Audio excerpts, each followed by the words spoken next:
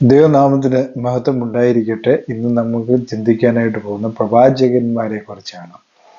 പ്രവാചകൻ എന്ന് പറയുമ്പോൾ ഇന്ന് വലിയൊരു വിഷയമായിക്കൊണ്ടിരിക്കുന്ന ഒരു കാലഘട്ടത്തിലാണ് നമ്മൾ ജീവിക്കുന്നത്, അല്ലെ? പ്രവാചകന്മാരെന്ന് പറയുമ്പോൾ പല വിധത്തിലുള്ള പ്രവാചകന്മാരാണ്. സമൃദ്ധി ശുശ്രൂഷിക്കുന്നവർ, ലോകത്തെക്കുറിച്ച് പ്രവചിക്കുന്നവർ, അതുപോലെ തന്നെ എന്താ പറയുക, കർത്താവിന്റെ വരവിനെ കുറിച്ച് പ്രവചിക്കുന്നവർ. ഇങ്ങനെ പല ടൈപ്പ് പ്രവാചകന്മാർ ഇക്കാലത്ത് എണ്ണത്തിലേറി വരുന്നു എന്നുള്ളതാണ് സത്യം എന്ന് പറയുന്നത്. ഇന്ന് നമ്മൾ അവരെ കുറിച്ചാണ് പ്രധാനമായിട്ടും ചിന്തിക്കാനായിട്ട് പോകുന്നത്. നമുക്ക് മനസ്സിലാക്കാൻ കഴിയുന്ന ഒരു വലിയൊരു പ്രവാചകൻ ചെങ്ങന്നൂര് ഉണ്ട്. പേര് ജിനോ ജോസ് എന്നങ്ങാണ്ടാണ് അദ്ദേഹത്തിന്റെ പേര്. അദ്ദേഹത്തിന്റെ ശുശ്രൂഷ മുഴുവൻ സമൃദ്ധിയുടെ ശുശ്രൂഷയാണ്. ഞാൻ കഴിഞ്ഞ ദിവസം പറഞ്ഞ പോലെ അദ്ദേഹത്തിന് എന്താണ് പറയുക, ബന്ധിക്കോസുകാരുമായിട്ട് അത്ര രസമല്ല. ബന്ധിക്കോസുകാർക്ക് അദ്ദേഹത്തിന്റെ പ്രവചനം ഇഷ്ടമല്ലാത്തത് കൊണ്ട് അദ്ദേഹത്തിനെതിരായിട്ട് പല ഉപദ്രവങ്ങളും ചെയ്തു എന്ന് അദ്ദേഹം പറയുന്നുണ്ട്. അതുപോലെ തന്നെ അദ്ദേഹത്തിന്റെ പ്രവചനങ്ങളൊക്കെ നമുക്ക് കേൾക്കുമ്പോൾ ഭയങ്കര വിചിത്രമായ പ്രവചനങ്ങളാണ്. അദ്ദേഹം വീട്ടിൽ കൂടെ പോകും, നാട്ടിൽ കൂടെ പോകും. അപ്പൊ എങ്ങനെ പോകുന്നു എന്ന് പറഞ്ഞാൽ അദ്ദേഹത്തിന്റെ കൂടെ ഒരു ദൈവത്തിന്റെ ദൂതൻ ഉണ്ടെന്നൊക്കെയാണ് പറയുന്നത്. പക്ഷെ അദ്ദേഹം പറയുന്ന പ്രവചനമൊന്നും ചിലർക്ക് നടക്കുമായിരിക്കും. കാരണം ഇന്നത്തെ പ്രവചനമൊക്കെ ഭയങ്കരമാണ്. കണിയാൻ കബഡി നിർത്തുന്ന പോലെയുള്ള പ്രവചനങ്ങളാണ് ഇന്നത്തെ പ്രവചനങ്ങൾ എന്ന് പറയുന്നത്. നടന്നാൽ നടന്നു, നടന്നില്ലെങ്കിൽ നടക്കത്തില്ല. അങ്ങനത്തെയുള്ള നടന്നാൽ നടന്നെന്ന് പറയുന്ന അതൊക്കെ കേൾക്കാനാണ് ഇന്നത്തെ ആളുകൾക്ക് കൂടുതലായും താല്പര്യം എന്ന് പറയുന്നത്. അപ്പോ ദൈവവചനം ഇതിനെക്കുറിച്ച് നമ്മൾ മനസ്സിലാക്കുമ്പോൾ ദൈവവചനവുമായിട്ട് ഈ പ്രവാചകന്മാർക്ക് യാതൊരു ബന്ധവുമില്ല. ഏതോ കുറെ ഭാഗങ്ങൾ എടുത്തുകൊണ്ട് വന്നിട്ട് ഇതെല്ലാം പ്രവചനമാണ് എന്ന് പറഞ്ഞുകൊണ്ട് ആളുകളെ എങ്ങനെ കയ്യിലെടുക്കാം എന്നുള്ളതാണ് ഇവരുടെയൊക്കെ ലക്ഷ്യം എന്ന് പറയുന്നത്. അല്ലാതെ അതിനപ്പുറത്തേക്കൊന്നും ഇവർക്കൊന്നും ഒരു പ്രവചനം ഇവരുടെ നടക്കുന്നില്ല എന്നുള്ളതാണ് പ്രധാനമായ സത്യം എന്ന് പറയുന്നത്. അപ്പൊ ഇദ്ദേഹം തന്നെ പറയുന്നു, ഇദ്ദേഹം അടൂരുള്ള ടിജോ തോമസ് പാസ്റ്ററുടെ എന്താ പറയുക ശിഷ്യനാണ് എന്നാണ് അദ്ദേഹം പറയുന്നത്. അദ്ദേഹം ആദ്യം ഡ്രൈവറായിരുന്നു, പിന്നീട് അദ്ദേഹം ടിജോ തോമസിന്റെ ശിഷ്യനായി പിന്നീട് അദ്ദേഹം പ്രവചിക്കുന്ന പോലെ പ്രവചിക്കാൻ തുടങ്ങി എന്നൊക്കെയാണ് ഇദ്ദേഹത്തെ കുറിച്ച് നമുക്ക് കേൾക്കുവാനിടയായ സംഗതികൾ എന്ന് പറയുന്നത്. എന്ത് തന്നെയാണെങ്കിലും നമുക്ക് ഇവരെ കുറിച്ചൊക്കെ പറഞ്ഞു കഴിഞ്ഞാൽ പിന്നെ ഇവരെന്നെ എടുക്കുന്നില്ല, നമ്മളെ ശപിക്കാൻ തുടങ്ങും. കാരണം ഇവർക്കൊക്കെ ഒരു പ്രത്യേകത ഉണ്ട്. ഇവര് പഴയ നിയമത്തിലെ പ്രവാചകന്മാരായ ഏലിയാവും ഏലീശയൊക്കെ ആണെന്നാണ് ഇവരുടെ ചിന്താഗതികൾ എന്ന് പറയുന്നത്. അതുകൊണ്ട് ഇവരെന്നെ എടുക്കും. ഇവർക്കെതിരെ ആര് എന്ത് പറഞ്ഞെന്ന് പറഞ്ഞാൽ അന്നേരം ഇവരെ ശപിക്കും. കാരണം ഓൺലൈനിൽ ഞങ്ങളെ പരിഹസിക്കുന്ന ഒരു കുടുംബമുണ്ട്. ഈ ശാപം ഞാൻ അവരുടെ മേൽ വെക്കുകയാണ്. ടിജോ തോമസ് പാസ്റ്റോടിക്ക് പറഞ്ഞതാണ്. പുള്ളിക്ക് പ്രവചനം ഉണ്ടായപ്പോൾ പുള്ളി പറഞ്ഞാണ്. പുതിയ നിയമത്തിൽ ഒരിക്കലും ഒരു പ്രവാചകൻ ശപിക്കുമെന്നൊരു ഭാഗമില്ല. ഇത് പഴയ നിയമത്തിലെ ഭാഗങ്ങളെ ക്രോട്ട് ചെയ്തിട്ടാണ് ഇവരെല്ലാം പ്രവചിക്കുന്നത്. പഴയ നിയമത്തിൽ നമ്മൾ പഠിക്കുമ്പോൾ ഇങ്ങനെ സ്വാർത്ഥ ലാഭങ്ങൾക്ക് വേണ്ടി പ്രവചിക്കുന്ന പ്രവാചകന്മാർ ഒരുപാട് ഉണ്ടായിരുന്നു എന്ന് പഴയ നിയമത്തിൽ നമ്മൾ പഠിക്കുമ്പോൾ നമുക്ക് കാണാനായിട്ട് സാധിക്കും. ഇരമ്യാവും ഒക്കെ ഇവരെ വിലക്കുന്നത് നമ്മൾ കണ്ടിട്ടുണ്ട്. അതുപോലെ തന്നെ വേറൊരു പ്രവാചകനായിട്ട് വരുന്ന ഒരാളാണ് യേശു ക്രിസ്തുവിന്റെ വരവിനെ കുറിച്ച് പ്രവചിച്ചു കൊണ്ടിരിക്കുന്ന ഒരു വ്യക്തിത്വമുണ്ട്. നമുക്കെല്ലാം അറിയാവുന്നതാണ് സജി ചാത്തന്നൂർ എന്ന് പറയുന്ന പാസ്റ്റർ. അദ്ദേഹത്തെ സംബന്ധിച്ചിടത്തോളം നിരവധി സ്റ്റേജുകൾ കിട്ടാൻ വേണ്ടി ഇവര് എന്നെടുക്കും ഈ പറയുന്ന പ്രവചനം പറയുന്ന ആളുകളെ തള്ളിപ്പറയും. അദ്ദേഹം പറയും ഇവർക്കൊക്കെ പണി വെച്ചിട്ടുണ്ടെന്ന് പറഞ്ഞുകൊണ്ടാണ് അദ്ദേഹത്തിന്റെ പ്രവചനം. അപ്പൊ അദ്ദേഹത്തിന്റെ പ്രവചനം എന്ന് പറയുന്നത് ബൈബിളിൽ ഓരോ വാക്യങ്ങൾ എടുത്തിട്ട് അദ്ദേഹം പറയും ഇത് വരാൻ പോകുന്ന കാലത്തിന്റെ സംഗതിയാണ്, അല്ലെങ്കിൽ ചൈനയിൽ ഒരു വൻ പാത വരാൻ പോകുന്നു. ഇങ്ങനെയുള്ള പ്രവചനങ്ങളാണ് ഇദ്ദേഹത്തിന്റെ പ്രവചനങ്ങൾ എന്ന് പറയുന്നത്. അതിന് ഇദ്ദേഹം ചെയ്യുന്ന ഒരു കാര്യം എന്ന് പറഞ്ഞു കഴിഞ്ഞാൽ ഇദ്ദേഹം ഈ പത്രത്തിൽ വരുന്ന ന്യൂസുകളൊക്കെ എടുത്തു വെച്ചിട്ട് ഇത് കാണിച്ചിട്ട് പറയും ഇതാണ് പ്രവചനം, ഇത് ബൈബിളുമായിട്ട് ബന്ധിപ്പിച്ച് പറയുകയാണ്. അല്ലാതെ അദ്ദേഹത്തിന് ദൈവവചനവുമായി യാതൊരു ബന്ധവും പുലർത്തുന്ന പ്രവചനങ്ങളല്ല അദ്ദേഹം പ്രവചിക്കുന്നത്. അദ്ദേഹം കാലങ്ങളെ സമയങ്ങളെ നോക്കി പറയുകയാണ് ഇന്ന പോലെ ഇന്ന് സംഭവിക്കും, അല്ലെ? സാധാരണ ഈ ന്യൂസ് പേപ്പറിലൊക്കെ നടക്കുന്ന സംഭവങ്ങളൊക്കെ സത്യത്തിലൊരു പ്രവാചകൻ അങ്ങനെയല്ല ചെയ്യേണ്ടത്. ഒരു പ്രവാചകൻ പറഞ്ഞു കഴിഞ്ഞാൽ അത് പിന്നീടാണ് ന്യൂസിൽ വരേണ്ടത്. ഇത് ന്യൂസിൽ വരുന്ന കാര്യങ്ങൾ എടുത്തു വെച്ചിട്ട് ഇത് ദൈവവചനവുമായിട്ട് ബന്ധമുള്ള കാര്യമാണെന്ന് പറഞ്ഞ് ബന്ധപ്പെടുത്തിയെടുക്കുന്ന പ്രവചനങ്ങളാണ് ഇദ്ദേഹത്തിന്റെ പ്രവചനങ്ങൾ എന്ന് പറയുന്നത്. അങ്ങനെ ഒരുപാട് പ്രവാചകന്മാരിപ്പോ ഉദിച്ചിട്ടുണ്ട് എന്നുള്ളതാണ് സത്യം എന്ന് പറയുന്നത്. ഇവരൊക്കെ എത്ര പേര് ദൈവത്തിൽ നിന്നുള്ളതാണ് എന്ന് നമ്മൾ കണ്ടെത്തേണ്ടതായിട്ട് വരും. കാരണം ഇവരുടെയൊക്കെ ദൈവം എന്ന് പറയുന്നത് തൃത്വമാണ്, ത്രിയേക ദൈവമാണ് ഇവരുടേത്. ദൈവവചനത്തിൽ ആദ്യം തന്നെ മോശ പഠിപ്പിച്ച കാര്യം എന്താണ്? ദൈവം ഏകനാണ്, ഏക ദൈവമേ നമുക്കുള്ളൂ, അല്ലെ, ഒരു ദൈവമേ നമുക്കുള്ളൂ എന്നുള്ള കാര്യമാണ് അപ്പോസ്തലനായ പൗലോസും നമ്മളെ പറഞ്ഞു പഠിപ്പിക്കുന്നത്. ഈ പ്രവചിക്കുന്നവർക്കെല്ലാം 3 ദൈവങ്ങളും 3 വ്യക്തികൾ കൂടിയ ദൈവങ്ങളുമാണ് ഇവർക്കുള്ളത്. അപ്പൊ ഇവര് പറയുന്ന പ്രവചനം എങ്ങനെ ശരിയാകും? ഏക ദൈവത്തിന്റെ നാമത്തിലല്ല ഇവർ പ്രവചിക്കുന്നത്, 3 ദൈവങ്ങളുടെ നാമത്തിലാണ് ഇവര് പ്രവചിച്ചുകൊണ്ടിരിക്കുന്നത്.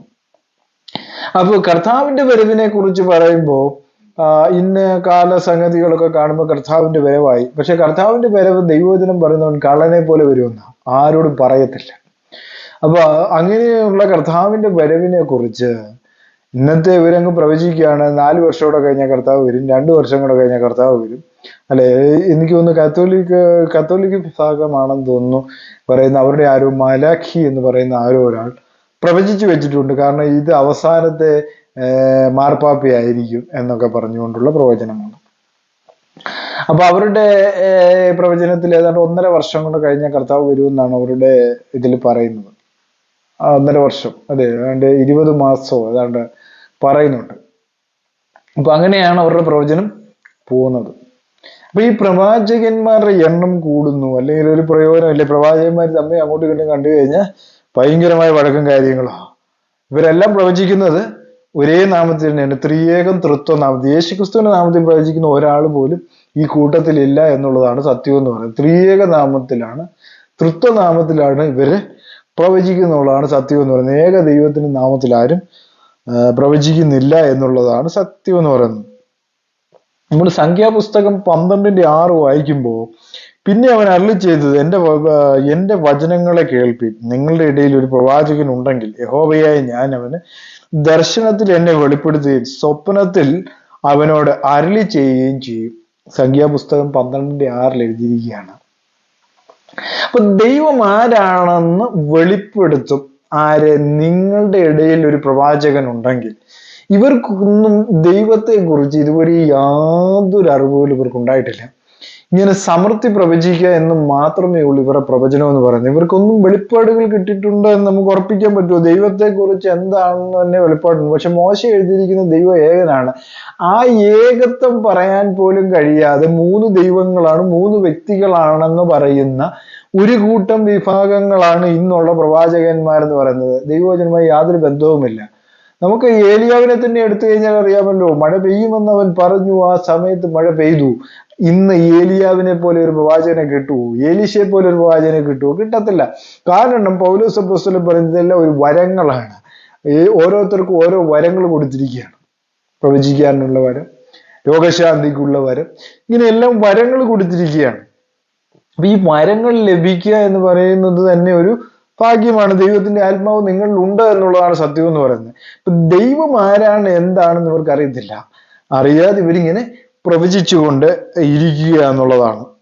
ആവർത്തന പുസ്തകം 18:20 നമ്മൾ വായിക്കുന്നു. എന്നാൽ ഒരു പ്രവാചകൻ ഞാൻ അവനോട് കൽപ്പിക്കാത്ത വചനം എന്റെ നാമത്തിൽ അഹങ്കാരത്തോടെ പ്രസ്താവിക്കുകയോ അന്യദൈവങ്ങളുടെ നാമത്തിൽ സംസാരിക്കുകയോ ചെയ്താൽ ആ പ്രവാചകൻ മരണശിക്ഷ അനുഭവിക്കണം. ഇത് പഴയ നിയമത്തിലെ കാര്യം. ആവർത്തന പുസ്തകം 18:20 പറയുന്നത് പഴയ നിയമത്തിലെ പ്രവാചകനെ കുറിച്ചാണ്. അവിടെ എഴുതിയിരിക്കുകയാണ്, എന്നാൽ ഒരു പ്രവാചകൻ ഞാൻ അവനോട് കൽപ്പിക്കാത്ത വചനം എന്റെ നാമത്തിൽ. അപ്പൊ ദൈവത്തിനൊരു നാമമുണ്ട്, ആ നാമത്തിലേ പ്രവചിക്കാൻ കഴിയുകയുള്ളൂ. പഴയ നിയമത്തിൽ യഹോവയുടെ നാമം വൃഥാ എടുക്കരുതെന്ന് പറഞ്ഞാൽ യഹോവയുടെ നാമത്തിൽ പ്രവാചകന്മാർ പ്രവചിച്ചിരുന്നു. പുതിയ നിയമത്തിൽ യേശുക്രിസ്തുവിന്റെ നാമത്തിലുള്ള പ്രവചനത്തിനാണ് പ്രാധാന്യം കൊടുക്കുന്നത്. യേശുക്രിസ്തുവിന്റെ നാമത്തെക്കുറിച്ച് ഞാൻ പല പ്രാവശ്യം പ്രസംഗിച്ചതാണ്. നിങ്ങൾക്ക് ആ വീഡിയോയുടെ പോയി പരിശോധിക്കാം. അപ്പോൾ ഇത് മനസ്സിലാകുന്നില്ലാത്തവർക്ക് ആ വീഡിയോയുടെ പരിശോധിക്കുമ്പോൾ മനസ്സിലാകുന്നത് യേശുക്രിസ്തുവിന്റെ നാമത്തിന്റെ ആ ഒരു പ്രാധാന്യതയെക്കുറിച്ച് നിങ്ങൾക്ക് മനസ്സിലാക്കും. അല്ലാതെ ഇന്നത്തെ പ്രവാചകന്മാരെ പോലെ യേശുക്രിസ്തുവിന്റെ നാമം തള്ളിക്കളഞ്ഞുകൊണ്ട് 3 ദൈവങ്ങളുടെയും 3 വ്യക്തികളുടെ നാമത്തിലുള്ള സ്നാനവും അതുപോലെ തന്നെ 3 വ്യക്തികളുടെ നാമത്തിലുള്ള പ്രവചനവും ഒക്കെ നടക്കുന്ന ആളുകളോട് നമുക്ക് പറഞ്ഞിട്ട് വലിയ പ്രയോജനങ്ങളൊന്നും തന്നെ അതിനകത്ത് ഇല്ല. അപ്പൊ അന്ന് ഒരു സ്പെസിഫിക് ആയ നാമത്തിലായിരുന്നു അവർ പ്രവചിച്ചിരുന്നത്. അതാണ് അവിടെ എഴുതിയിരിക്കുന്നത്. അന്യ ദൈവങ്ങളുടെ നാമത്തിൽ സംസാരിക്കുകയോ ചെയ്താൽ ആ പ്രവാചകൻ എന്ത് ചെയ്യണം?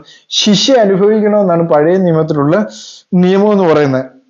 ഇനി ആവർത്തന പുസ്തകം 18:28 പറയുന്ന ഒരു കാര്യമുണ്ട്. ഒരു പ്രവാചകൻ യഹോവയുടെ നാമത്തിൽ സംസാരിക്കുന്ന കാര്യം സംഭവിക്കുകയും ഒത്തുവരികയും ചെയ്യുന്നാൽ അത് യഹോവ അരുളി ചെയ്തതല്ല, പ്രവാചകൻ അത് സ്വയം കൃതമായി സംസാരിച്ചതത്രേ, അവനെ പേടിക്കരുത്. അവിടെ വളരെ വ്യക്തമായിട്ടൊരു കാര്യം എഴുതിയിരിക്കുകയാണ്. ഒരു പ്രവാചകൻ യഹോവയുടെ നാമത്തിൽ സംസാരിക്കുന്ന കാര്യം സംഭവിക്കുകയും ഒത്തുവരികയും ചെയ്യാഞ്ഞാൽ ഒത്തുവരികയും ചെയ്യാതിരുന്നാൽ എന്ത് സംഭവിക്കും? അത് യഹോവ അരുളി ചെയ്തതല്ല എന്നുള്ള കാര്യമാണ്, അല്ലെ?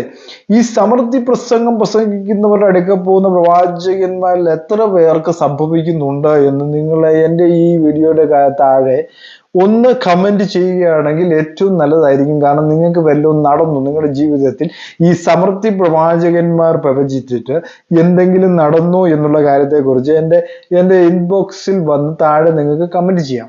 കാരണം എനിക്ക് നടന്നു എന്ന് പറയാനായിട്ട് ആർക്കെങ്കിലും കഴിയുന്നുണ്ടെങ്കിൽ താഴെ വന്ന് ഇൻബോക്സിൽ വന്ന് കമന്റ് ചെയ്യാം. അല്ലാത്തവർക്ക് നടന്നില്ല എന്ന് തന്നെ കമന്റ് ചെയ്യാം. അതിനകത്ത് യാതൊരു തെറ്റുമില്ല, എനിക്കത് സന്തോഷമേ ഉള്ളൂ. കാരണം ഈ പ്രവാചകന്മാർ അടുക്ക പോകാത്ത ആരും തന്നെ ഉണ്ടാവുകയില്ല, അല്ലെ? നമ്മുടെ ലൈഫ് മാറാൻ നമ്മളൊക്കെ നമ്മുടെ ലൈഫ് മാറണമെന്ന് ആഗ്രഹിക്കുന്നവരാ.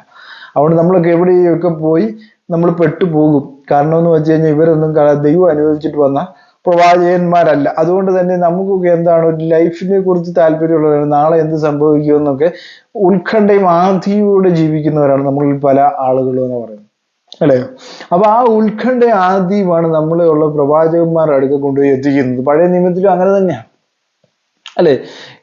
ജനത്തിന് വിഷമവും വേദനയും ഉണ്ടാകുമ്പോഴാണ് ഒരു പ്രവാചകനെ സമീപിക്കുന്നത് പഴയ നിയമത്തിലും. പുതിയ നിയമത്തിൽ ദൈവത്തിന്റെ ആത്മാവില്ലാത്തവർ എവിടെ പോവും? പ്രവാചകന്റെ അടുക്കൽ പോവും എന്ന് പറഞ്ഞ് ഈ തട്ടിപ്പ് പ്രവാചകന്മാരുടെ അടുക്കലല്ല പോയി നമ്മൾക്ക് കാര്യങ്ങൾ സാധിക്കേണ്ടത്, ഒരിക്കലുമല്ല. കാരണം എന്ന് വെച്ചാൽ നടക്കാത്ത പ്രവാചകന്റെ അടുക്കൽ പോയി, ദൈവത്തിന്റെ അരുളപ്പാടില്ലാത്ത പ്രവാചകന്റെ അടുക്കൽ പോയി എന്ത് പ്രവചനമാണ് നിങ്ങൾക്ക് ലഭിക്കാൻ പോകുന്നത്? നിങ്ങൾ ചിന്തിക്കേണ്ട ഒരു വസ്തുത തന്നെയാണ്. അവിടെ നമ്മൾ ചിന്തിക്കേണ്ട ഒരു വസ്തുത തന്നെയാണ്, അല്ലേ? അവനെ പേടിക്കരുതെന്ന് എഴുതിയിരിക്കുന്നത്. കാരണം ഇപ്പോൾ ഞാനിത് ചെയ്യുമ്പോൾ എന്നെ നോക്കി ശപിക്കാനായിട്ടായിരിക്കും അവരൊക്കെ നിൽക്കുന്നത്. കാരണം അവർക്കെതിരായിട്ട് ഞാൻ വീഡിയോ ചെയ്തു, അതുകൊണ്ട് അവരെല്ലാം ശരിക്കും ശപിക്കാനായിട്ടാണ് നിൽക്കുന്നത്, അല്ലെ? അപ്പൊ അവർ ഒത്തുവരികയും ചെയ്യാഞ്ഞാൽ അത് യഹോവ അരുളി ചെയ്തതല്ല, പ്രവാചകൻ അത് സ്വയം കൃതമായി സംസാരിച്ചതത്രേ. അവനെ പേടിക്കരുത്. സ്വയം കൃതമായിട്ട് സംസാരിക്കുന്നവർ നമ്മൾ എന്തിനാണ് പേടിക്കുന്നത്? പേടിക്കേണ്ട കാര്യമില്ല എന്ന് ദൈവത്തിന്റെ വചനം വളരെ വ്യക്തമായിട്ട് പറയുന്നു. ഇനിയും ആവർത്തന പുസ്തകം 34:12 വായിക്കുകയാണ്. യഹോവ അഭിമുഖമായി അറിഞ്ഞ മോശയെ പോലെ ഒരു പ്രവാചകൻ ഇസ്രായേലിൽ പിന്നെ ഉണ്ടായിട്ടില്ല. അപ്പൊ ഇസ്രായേൽ തന്നെ വളരെ വ്യക്തമായിട്ട് എഴുതിയിരിക്കുക, യഹോവ അഭിമുഖമായിട്ട് അറിഞ്ഞ അല്ലെങ്കിൽ നേരോട് നേരെ അറിഞ്ഞ ഒരു പ്രവാചകൻ എന്താണ്? ഒരു പ്രവാചകൻ ഇസ്രായേലിൽ പിന്നെ ഉണ്ടായിട്ടില്ല. മോശ കഴിഞ്ഞ് പിന്നെ ഉണ്ടായിട്ടില്ല. ഇന്ന് ആരെങ്കിലും ഉണ്ടോ എന്നുള്ള കാര്യമാണ് നമ്മൾ ചിന്തിക്കേണ്ട വലിയൊരു കാര്യം എന്ന് പറയുന്നത്. 1 ശമൂവേൽ 9:9 പറയുന്നു, പണ്ട് ഇസ്രായേലിൽ ഒരുത്തൻ ദൈവത്തോട് ചോദിപ്പാൻ പോകുമ്പോൾ വരുവീൻ നാം ദർശകന്റെ അടുക്കൽ പോവുക എന്ന് പറയും. ഇപ്പോൾ പ്രവാചകൻ എന്ന് പറയുന്നവനെ അന്ന് ദർശകൻ എന്ന് പറഞ്ഞു വന്നു. അപ്പൊ അന്നത്തെ പ്രവാചകനെ എന്തായിരുന്നു? ദർശകൻ എന്ന് വിളിച്ചിരുന്നു എന്ന് അവിടെ കാണുന്നു. അതായത് ഇസ്രായേലിൽ ഒരുത്തൻ ദൈവത്തോട് ചോദിപ്പാൻ പോകുമ്പോൾ വരുവീൻ നാം ദർശകന്റെ അടുത്ത് പോവുക എന്ന് പറയും. ഇപ്പോൾ പ്രവാചകൻ എന്ന് പറയുന്നവനെ അന്ന് ദർശകൻ എന്നാണ് വിളിച്ചിരുന്നതെന്ന് വളരെ വ്യക്തമായിട്ട് രേഖപ്പെടുത്തിയിരിക്കുന്നു. ഇനി 1 രാജാക്കന്മാർ പുസ്തകം 13:15 എഴുതിയിരിക്കുകയാണ്, ബഥേലിൽ വൃദ്ധനായ ഒരു പ്രവാചകൻ പാർത്തിരുന്നു, അല്ലെ? 13:11. അപ്പം നമ്മൾ മനസ്സിലാക്കേണ്ട ഒരു കാര്യം എന്താണ്?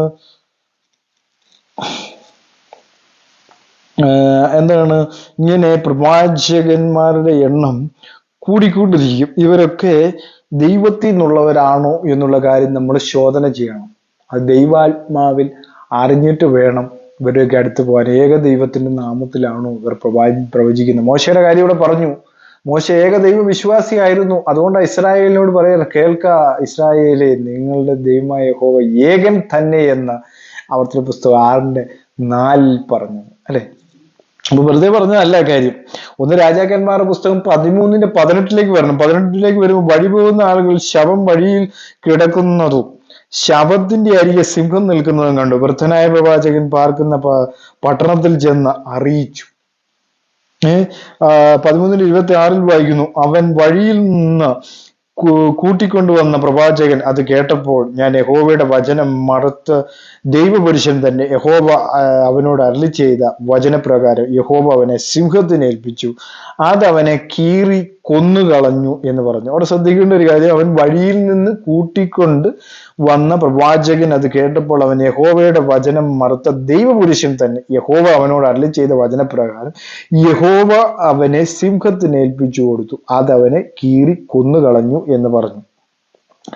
അവനെ വഴിയിൽ നിന്ന് കൂട്ടിക്കൊണ്ടു വന്ന പ്രവാചകൻ അത് കേട്ടപ്പോൾ അവൻ യഹോവയുടെ വചനം മറുത്ത ദൈവപുരുഷൻ തന്നെ യഹോവ അവനോട് അരുളി ചെയ്ത വചനപ്രകാരം യഹോവ അവനെ സിംഹത്തിന് ഏൽപ്പിച്ചു, അവനെ കീറി കൊന്നുകളഞ്ഞു എന്ന് അവിടെ രേഖപ്പെടുത്തിയിരിക്കുന്നു. അപ്പൊ ദൈവത്തിന്റെ ആത്മാവിൽ പ്രവചിക്കുന്നവനെ കണ്ടാൽ അറിയാം. അല്ലേ? അവനെ സിംഹത്തിന്, കാരണം അവൻ യഹോവയുടെ വചനം മറുത്ത ദൈവപുരുഷൻ എഴുതിയിരിക്കുന്നത്. അപ്പൊ അവന് കീറിക്കളഞ്ഞു എന്നാണ് അവിടെ രേഖപ്പെടുത്തിയിരിക്കുന്നത്. ഇത് പഴയ നിയമത്തിലെ കാര്യം, പുതിയ നിയമത്തിലെ കാര്യമല്ല ഞാൻ പറയുന്നത്, പഴയ നിയമത്തിലെ കാര്യം. 1 രാജാക്കന്മാർ 13:29 വായിക്കുന്നു, പ്രവാചകൻ ദൈവ പുരുഷന്റെ ശവം എടുത്ത് കഴുതപ്പുറത്ത് വെച്ചുകൊണ്ട് കൊണ്ടുവന്ന് വൃദ്ധനായ പ്രവാചകൻ തന്റെ പട്ടണത്തിലെത്തി അവനെക്കുറിച്ച് വിലപിച്ച് അവനെ അടക്കം ചെയ്തു എന്ന് അവിടെ കാണുന്നു. 1 രാജാക്കന്മാർ 20:13 എന്നാൽ ഒരു പ്രവാചകൻ ഇസ്രായേൽ രാജാവായ ആഹാബിന്റെ അടുക്കൽ വന്നു, യഹോവ ഇപ്രകാരം അരുളി ചെയ്യുന്നു, ഈ മഹാസംഘത്തെയൊക്കെ നീ കണ്ടുപോ. 20:22 പറയുന്നു, അതിനുശേഷം ആ പ്രവാചകൻ ഇസ്രായേൽ രാജാവിന്റെ അടുക്കൽ ചെന്ന് അവനോട് ധൈര്യപ്പെട്ട് ചെന്ന് നീ ചെയ്യുന്നത് കരുതിക്കൊള്ളുക, ഇനിയത്തെ ആണ്ടിൽ അരാം രാജാവ് നിന്റെ നേരെ പുറപ്പെട്ടു വരും എന്ന് പറഞ്ഞു. ഇനിയും 1 രാജാക്കന്മാർ 20:38 വായിക്കുന്നു, പ്രവാചകൻ ചെന്ന് വഴിയിൽ രാജാവിനെ കാത്തിരുന്നു, അവൻ തലപ്പാവ് കണ്ണുവരെയും താഴ്ത്തിക്കെട്ടി വേഷം മാറി നിന്നു. ഇനിയിപ്പോ 3:11 വായിക്കുന്നു, 2 രാജാക്കന്മാർ 3:11 എന്നാൽ യഹോശാഫാത്ത് നാം യഹോവയോട് അരുളപ്പാട് ചോദിക്കേണ്ടത്, ഇവിടെ യഹോവയുടെ പ്രവാചകൻ ആരുമില്ലയോ എന്ന് ചോദിച്ച് ഇസ്രായേൽ രാജാവിന്റെ ഭൃത്യന്മാരിൽ ഒരുത്തൻ ഏലിയാവിന്റെ കൈക്ക് വെള്ളമൊഴിച്ച ഷാഫാത്തിന്റെ മകൻ ഏലീശ ഇവിടെ ഉണ്ട് എന്ന് പറഞ്ഞു. അപ്പൊ ദൈവത്തിന്റെ അരുളപ്പാട് അറിയിക്കുന്ന ജോലിയാണ് പ്രവാചകനുള്ളത്. അല്ലാതെ നിങ്ങളുടെ സമൃദ്ധിയും കാര്യങ്ങളും ആണോ? അല്ല. ചിലപ്പോൾ നിങ്ങളുടെ ഭാവിയെക്കുറിച്ച് പ്രവാചകൻ പറഞ്ഞേക്കാം, കാരണം നിങ്ങൾക്ക് വരാൻ പോകുന്ന പ്രയാസത്തെക്കുറിച്ച്, നിങ്ങളുടെ കഷ്ടത്തെക്കുറിച്ച് പ്രവാചകൻ പ്രവചിച്ചു കാണും. പക്ഷേ നിങ്ങൾ രക്ഷപ്പെടണമെന്നും നിങ്ങൾ രക്ഷപ്പെടേണ്ടതിന് എന്ത് ചെയ്യണമെന്നുമുള്ള മാർഗം പറഞ്ഞു തരുന്നവനാണ് യഥാർത്ഥ പ്രവാചകൻ എന്ന് പറയുന്നത്. അവൻ പറഞ്ഞു കഴിഞ്ഞാൽ നിന്റെ ജീവിതത്തിൽ നടക്കും. ഈ പറയുന്ന പ്രവാചകന്മാർ ആരെങ്കിലും പ്രവചിച്ച് നിങ്ങളുടെ ജീവിതത്തിൽ എന്തെങ്കിലും നടന്നിട്ടുണ്ടോ എന്ന് നിങ്ങളെ തന്നെ സ്വയം വിലയിരുത്തുക. അല്ലേ? അതുകൊണ്ടാണ് ഞാൻ പറഞ്ഞത്, ഒരു കമന്റ് ഇടുക, നിങ്ങളുടെ ജീവിതത്തിൽ എന്തെങ്കിലും ഈ പ്രവാചകന്മാർ പറഞ്ഞിട്ട് നടന്നോ എന്ന് ഉള്ളതിന് എന്തെങ്കിലും ഒരു കമന്റ് നിങ്ങളുടെ താഴെ നിങ്ങൾ ഇടുകയാണെങ്കിൽ ഏറ്റവും നല്ലതാണ്. അപ്പോ ഞാൻ ഇത് പറയുവാനുള്ള കാരണമെന്ന് പറഞ്ഞു കഴിഞ്ഞാൽ, ഇവരൊക്കെ ദൈവത്തിൽ നിന്നുള്ള പ്രവാചകന്മാരാണോ എന്ന് നിങ്ങൾ ശോധന ചെയ്യുക എന്നുള്ളതാണ്. അല്ലെ? ഇപ്പൊ പറഞ്ഞ പ്രവാചകന്മാരെല്ലാം ദൈവത്തിന്റെ അരുളപ്പാട് അറിയിക്കുന്നവനാണ്. അല്ലെ? ഇവരൊക്കെ ദൈവത്തിന്റെ അരുളപ്പാടാണോ അറിയിക്കുന്നത്? എനിക്കറിയില്ല. കാരണം ഒരു വീട്ടിൽ ചെല്ലുക, വീട്ടിൽ ചെന്നിട്ട് അവിടെ മീനിരിപ്പുണ്ട്, അല്ലെങ്കിൽ ആ പോകുന്ന വഴി എവിടെയാണ്, ആ വഴിയിൽ അവിടുന്ന് ഒരു നാൽക്കവലയുണ്ട്, ആ വഴിയുടെ ഇപ്പുറത്തുനിന്നൊരു വഴിയുണ്ട്, ഇങ്ങനെയൊക്കെയാണ് ഇന്നത്തെ പ്രവചനം പോകുന്നത്. അല്ലേ? കാരണം ചോദിക്കുക പറയും, നിങ്ങൾക്ക് ഒരു രോഗം കാണുന്നുണ്ട്, ആ രോഗം ഭയങ്കര രോഗമാണ്, അതിപ്പോ സൗഖ്യമാകാൻ പോകുന്നു. ഇതൊക്കെയാണ് ഇന്നത്തെ പ്രവചനത്തിന്റെ ഒരു പ്രത്യേകത എന്ന് പറയുന്നത്. നമുക്ക് ഈ എപ്പിസോഡ് ഞാൻ വീണ്ടും അടുത്ത ദിവസം ഇതിന്റെ ബാക്കി ചെയ്യുന്നതായിരിക്കും.